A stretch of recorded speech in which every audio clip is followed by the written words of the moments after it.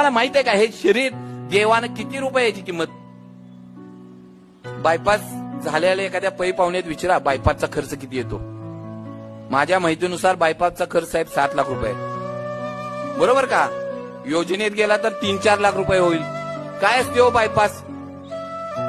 शरीरातली खराब झालेली रक्तवाहिनी काढायची आणि त्याच ठिकाणी शरीरातली दुसरी रक्तवाहिनी जोडायची. ही झाली बायपासची प्रक्रिया. तिचा खर्च कमीत कमी 5 लाख रुपये आहे. मग मला सांगा तुमच्या शरीरात किती रक्तवाहिन्या येतो. अहो लाखो रक्तवाहिन्या आहेत.